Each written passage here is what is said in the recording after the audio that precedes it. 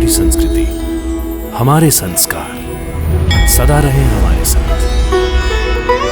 भारत के महान ग्रंथों और काव्यों का संपूर्ण संकलन। सब्सक्राइब करें तिलक।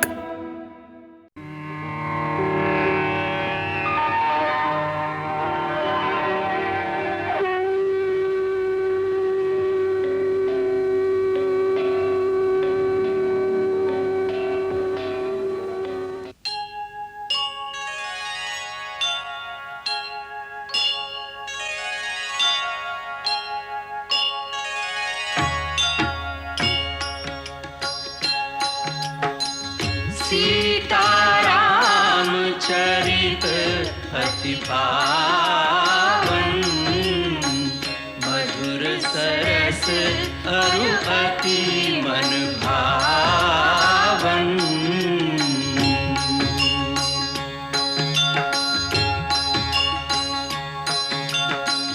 पुनि पुनि कितने हो सुने सुनाए, की प्यास बुझत न बुझाए।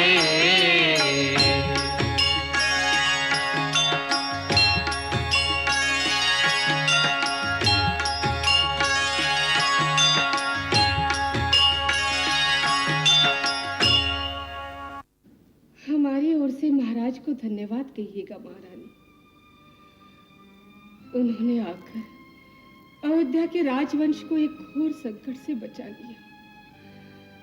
नहीं तो मुझे भय था कि भरत भावना के आवेश में आकर न जाने क्या कर बैठता।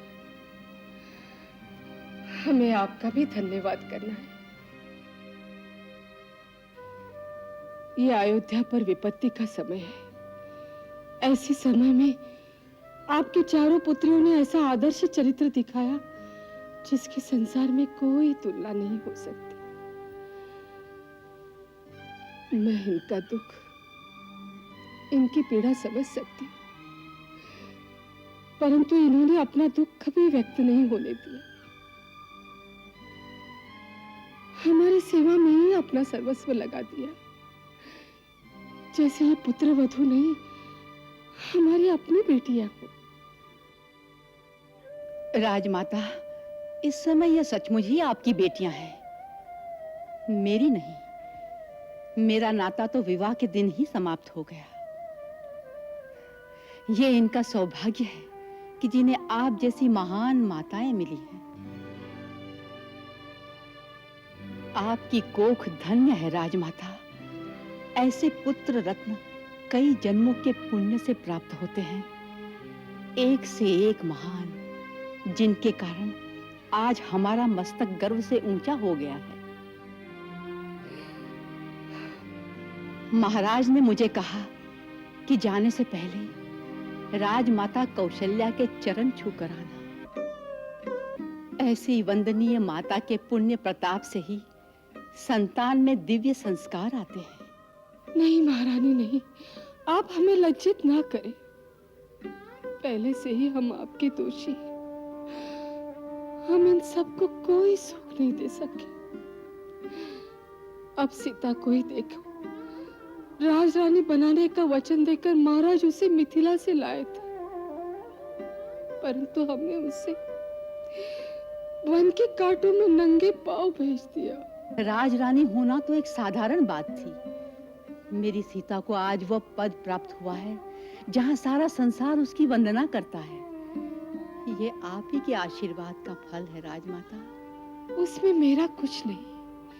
माँ की शिक्षा ही बेटे को अच्छा या बुरा बना सकती है। ये आप ही की शिक्षा का फल है जो आज सीता ने हम सब नारियों का गौरव बढ़ा दिया है। जब भी इतिहास महान पतिव्रताओं का वर्णन करेगा, उसमें सर्वप्रथम सीता का ही नाम होगा।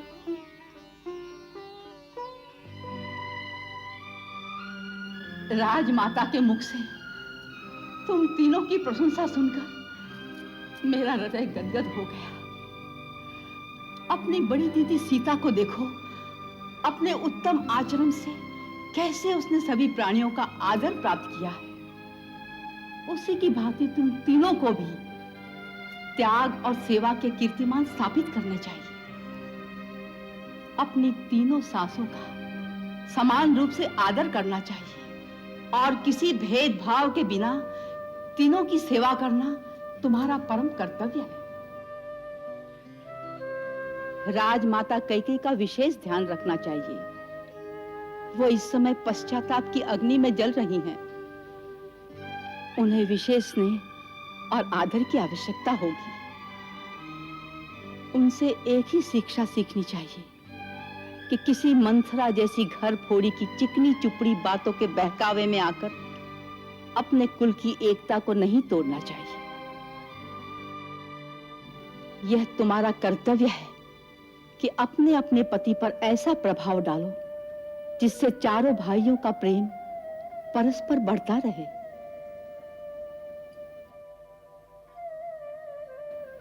तुम लोग दुखी हो, फिर भी इस समय मैं तुमको मिथिला आने के लिए नहीं कहूंगी। तुम्हारी ससुराल पर यह विपत्ति का समय है। इस समय अपने पतियों, माताओं और समस्त बंधु बांधवों का दुख बांटना ही तुम्हारा धर्म है। 14 वर्ष के पश्चात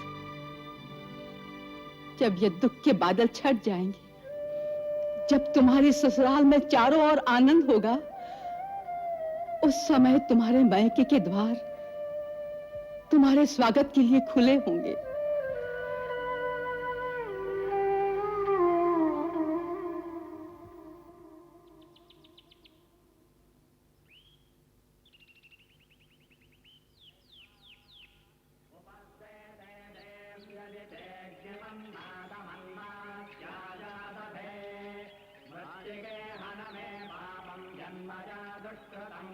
श्रीमान, महर्षि से निवेदन कीजिए कि महाराज दशरथ का पुत्र राम सीता और लक्ष्मण सहित उनके दर्शनों की आज्ञा चाहता है। जी।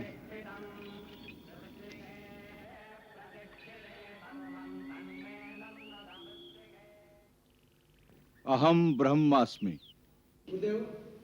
श्री राम, लक्ष्मण, देवी सीता सहित आपके दर्शनों की आज्ञा चाहते हैं। राम आ गए। आज कितना शुभ दिन है। हम स्वयं उनका स्वागत करेंगे।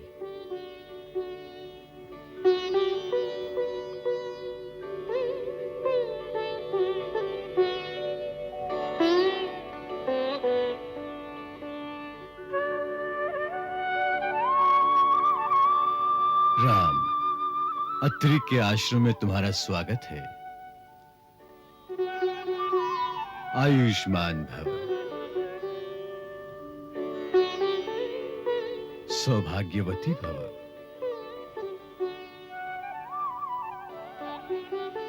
कल्याण हो। पधारो।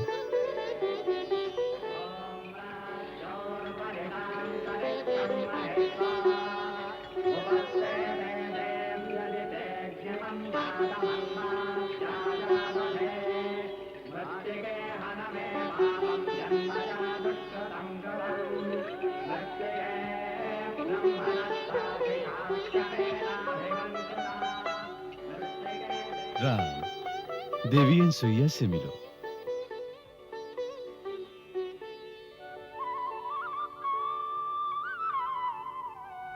महादेवी, मैं दशरथ पुत्र राम अपने अनुज लक्ष्मण और भार्या जनक सुता सीता सहित आपके श्री चरणों में प्रणाम करता हूं।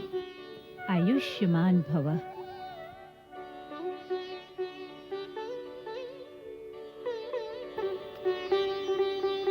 अखंड सौभाग्यवती भव। देवी, सीता को अपने कक्ष में ले जाओ। इनका सत्कार करो तथा विश्रांति प्रदान करो। सीते,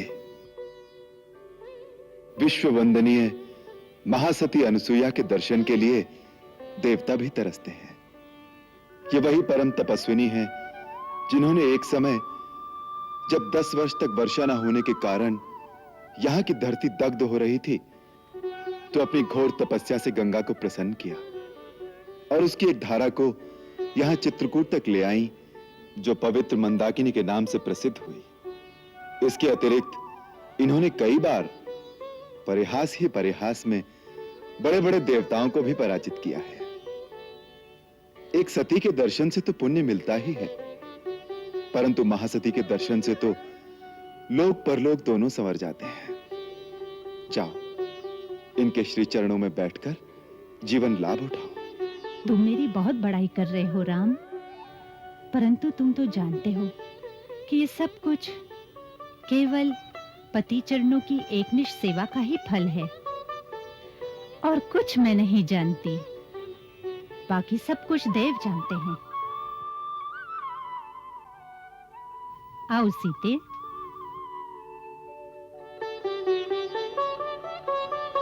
पधारो।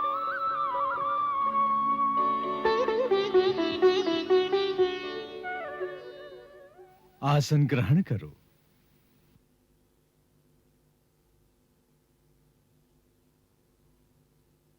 राम, हमें बहुत दिनों से तुम्हारी प्रतीक्षा थी।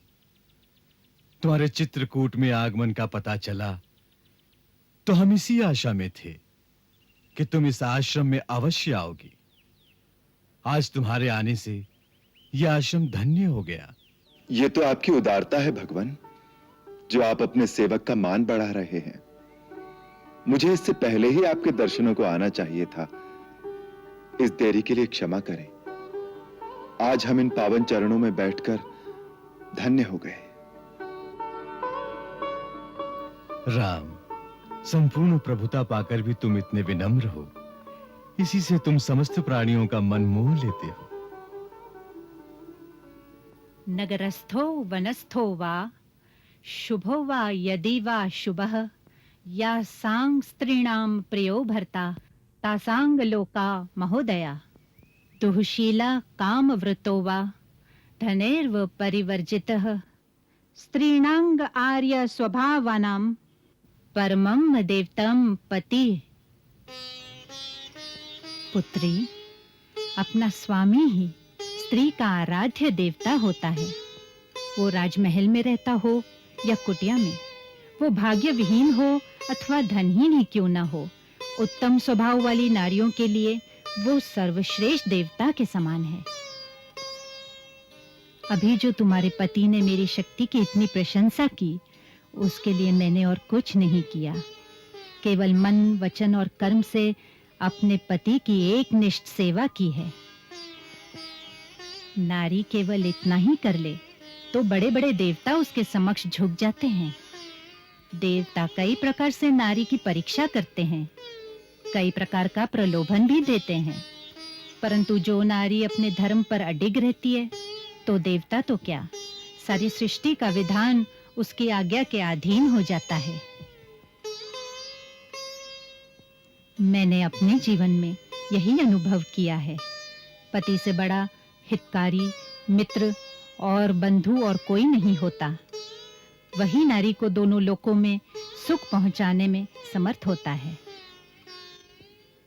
सीते, मुझे ये जानकर बड़ी प्रसन्नता हुई कि तुम अपने बंधु बांधवों को छोड़कर, राजमहल का सुख त्याग कर वन में जाते हुए अपने पति का अनुसरण कर रही हो।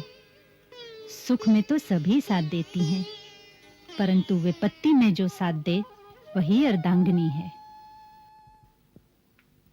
सीते, मित्र और नारी की सच्ची परीक्षा आपातकाल में ही होती है। धीरज धर्म मित्र नारी आपातकाल परखिए चारी। एक ही धर्म एक व्रत नेमा, काय वचन मन पति पद प्रेमा। काय वचन मन पति पद प्रेमा।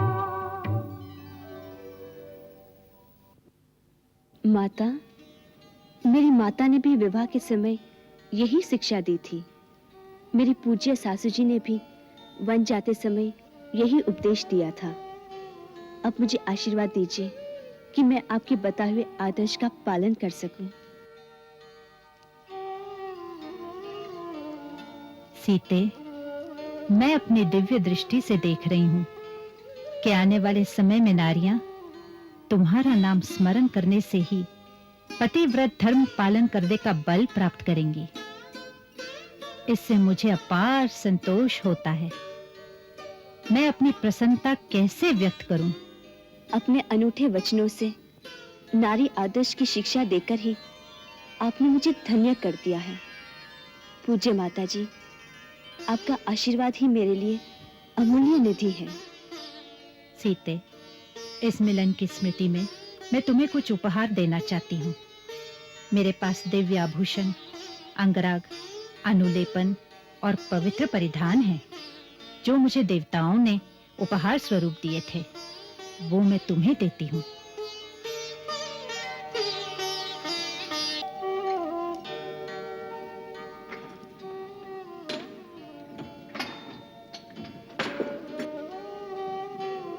ये वस्त्र आभूषण मैं तुम्हें देती हूँ, जिसे धारण करने से तुम्हारे पति भी प्रसन्न होंगे। ये सब देवांगनाओं का दिया हुआ उपहार है। सुहागन स्त्री को अपने पति के सामने सदा सुंदर ही दिखना चाहिए। उससे पति का मन प्रसन्न होता है और स्त्री को उसका विशेष स्नेह मिलता है। ये वस्त्र या आभूषण कभी मलिन नहीं होंगे। इस अंगराग और अनुलेपन का प्रयोग करने से तुम सर्वदा युवती ही दिखाई दोगी। सीते, अब तुम ये वस्त्र और आभूषण मेरे सामने धारण करो, जिससे तुम्हें इस दिव्य परिधान में देखकर मुझे भी सुख मिले। हाँ सीते, ये सब कुछ तुम्हारे लिए है। तुम इसे धारण करो। जो आज्ञा। यहां से आगे जो वन है, राक्षसों के उत्पात के कारण उसमें ऋषियों और तपस्वियों के लिए कोई सुरक्षा नहीं रही। वो लोग नरभक्षी हैं। जो तपस्वी और ब्रह्मचारी अपवित्र या असावधान होते हैं, उन्हें वो लोग मारकर खा जाते हैं। तुम्हारे राज्य की सीमा पर ऋषियों को अभय प्रदान करना तुम्हारा कर्तव्य है। मैं आपको विश्वास दिलाता हूं महर्षि कि अपने वनवास की समस्त अवधि में इस दंडकारण्य के चारों ओर स्थान स्थान पर बने हुए समस्त ऋषि आश्रमों में एक प्रहरी की भांति घूमता रहूंगा, ताकि वो आश्रम सदा के लिए राक्षसों के भय से मुक्त हो जाए। अब आप ही मेरा मार्गदर्शन कीजिए कि मैं कहां-कहां जाऊं और किस मार्ग से जाऊं। राम, सबसे पहले तुम शरभंग ऋषि के आश्रम पर जाओ। वो बहुत काल से तुम्हारी प्रतीक्षा कर रहे हैं। उनके पास समय बहुत कम रह गया है, इसलिए तुम पहले उनके दर्शन करो। किंचित सावधानी से जाना। इस मार्ग में विराध नाम का एक नरभक्षी राक्षस घूमता रहता है। वो तुम्हें शरभंग आश्रम से पहले या वहां से आगे जाने पर मिलेगा। आप चिंता न करें मुनिनाथ, मैं आपका आशय समझ गया। इस दंडकारण्य को राक्षसों के भय से सदा के लिए निष्कंटक कर दूं, इसके लिए मुझे आशीर्वाद दीजिए। मेरा आशीर्वाद सदा तुम्हारे साथ रहेगा।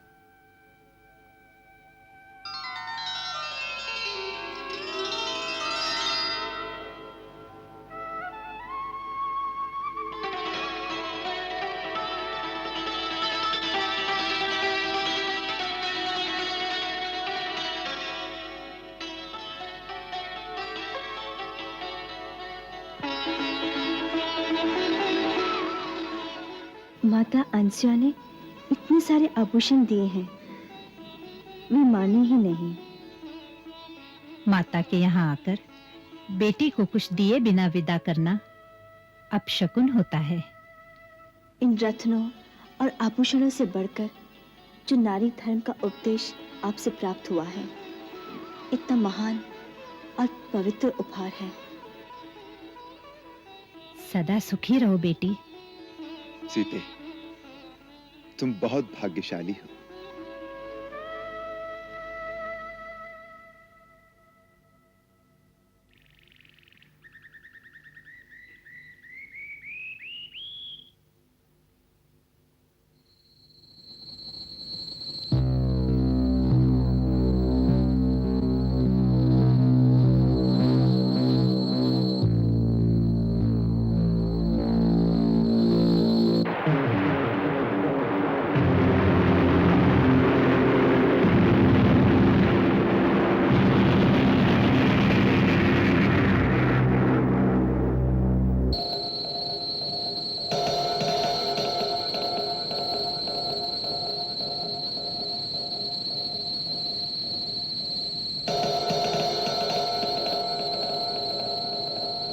मैं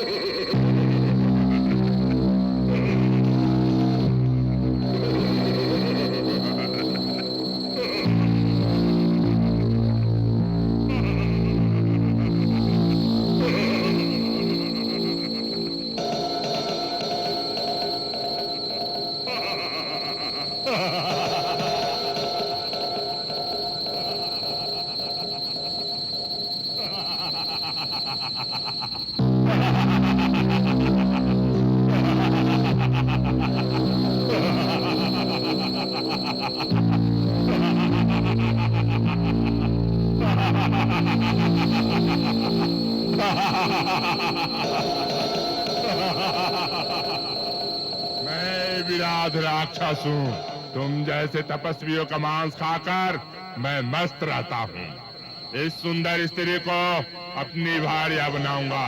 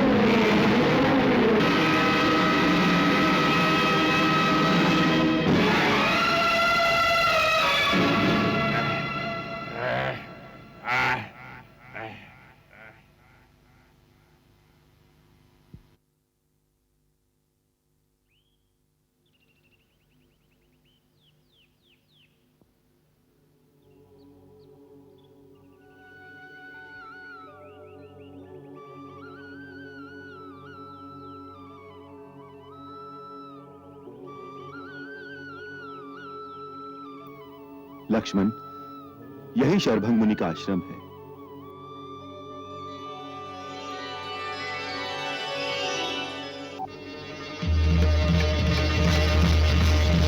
भैया,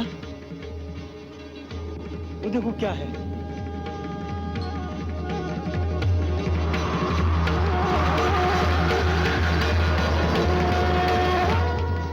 देवलोक से कोई देवता शरभंग मुनि से मिलने आए हैं।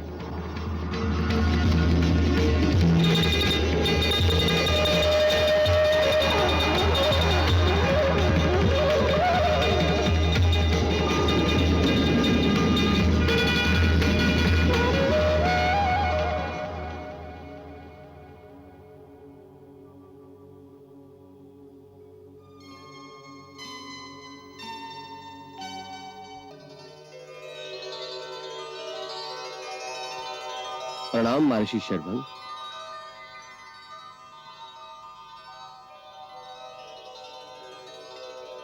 शुभ आगमन के लिए धन्यवाद देवराजेंद्र। महात्मन, हम आपको सदैव अपने लोक में ले जाने के लिए आए हैं। सदैव जाना तो कोई बड़ी बात नहीं,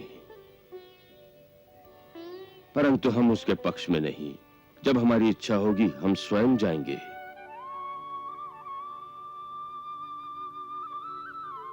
क्यों मुनिराज, ये प्रतिष्ठा तो किसी विरले को मिलती है, परंतु इससे प्रकृति के नियमों का उल्लंघन होता है। देवराज, मानवीय देह में किसी जीव का दूसरे लोक में जाना प्रकृति विरुद्ध है। फिर भी अपनी तपस्या के द्वारा कोई प्रकृति पर विजय प्राप्त कर ले तो भी अकारण उसे तपोबल का प्रदर्शन नहीं करना चाहिए। इससे उसके अंदर दंभ उत्पन्न होता है, जिससे उस लोक में उसका शीघ्र पतन होता है। इसीलिए हम अपनी इच्छा से ही इस देह का त्याग करेंगे। उसका समय भी आ गया है मुनिश्रेष्ठ। हम जानते हैं, किंतु इस समय हमारे आश्रम में एक विशेष अतिथि का पदार्पण हो चुका है। उनका स्वागत सत्कार किए बिना जाना हमारे लिए उचित नहीं होगा। जैसी आपकी इच्छा।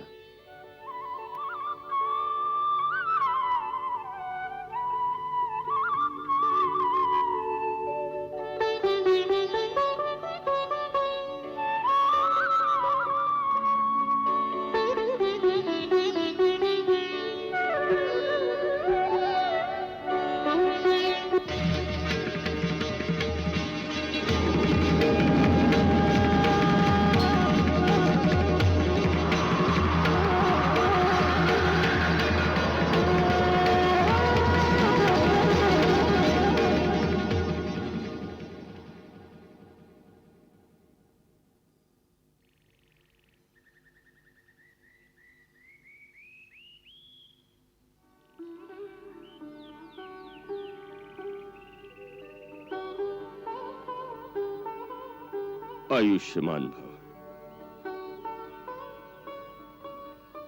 सौभाग्यवती भव, कल्याण भव।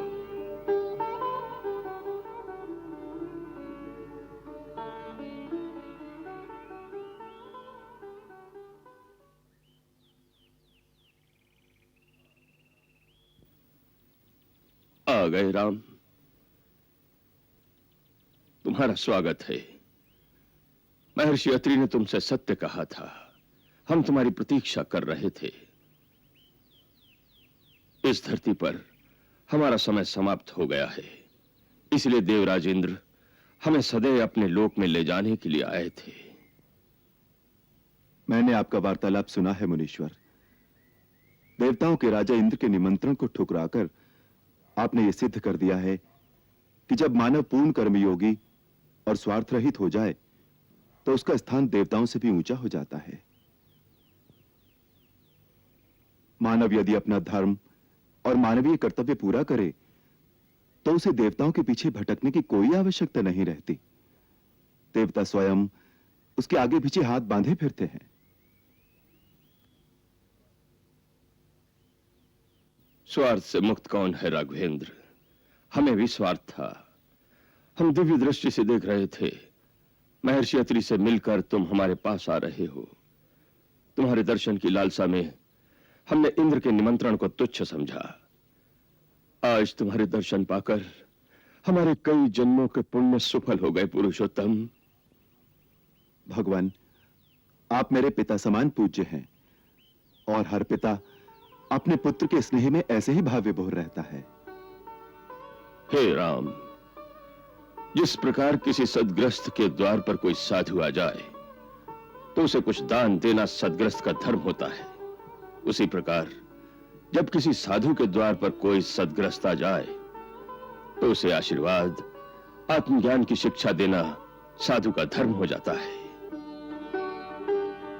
किंतु तुम तो स्वयं ज्ञान के भंडार हो राम, हम तुम्हें क्या शिक्षा दे सकेंगे?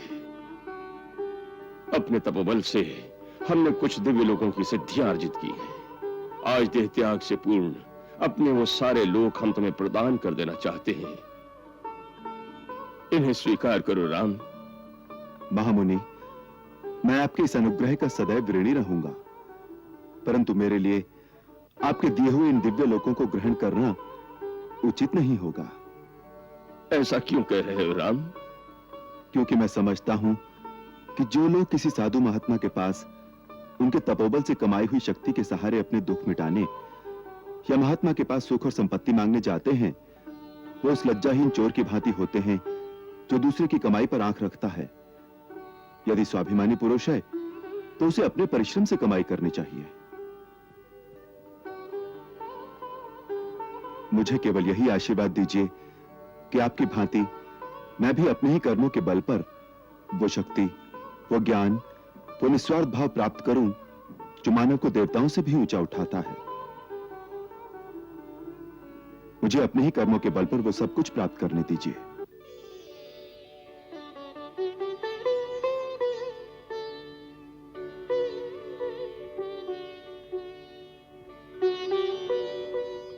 अति सुंदर, तुमने अपनी मर्यादा के अनुकूल वचन कहे हैं राम। तुम इस मानवीय जीवन में अपने कर्म और पराक्रम से मानव इतिहास में मर्यादा का आदर्श स्थापित कर सकोगे, यही हमारा आशीर्वाद है।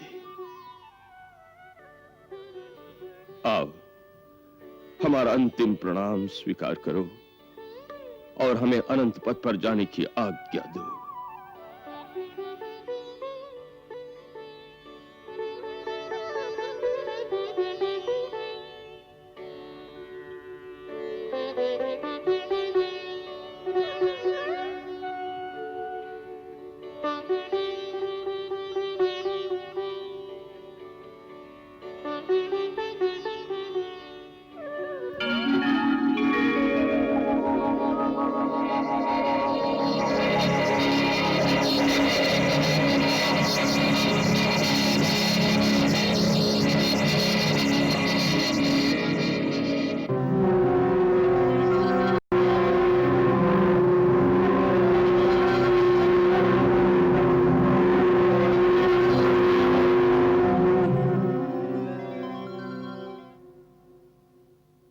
क्या हुआ भैया?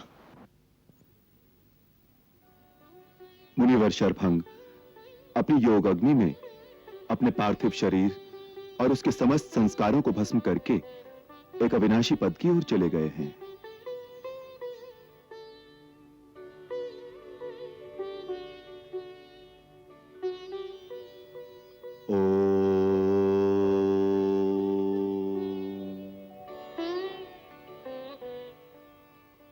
मंगल भवन अमंगल हारी, द्रव हो सुदशरथ अजिर बिहारी।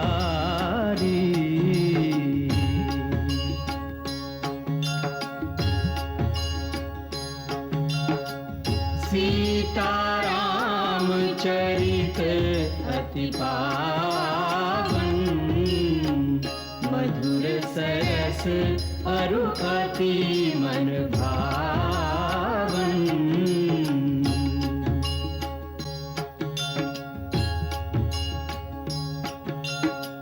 पुनि पुनि कितने हो सुने सुनाए,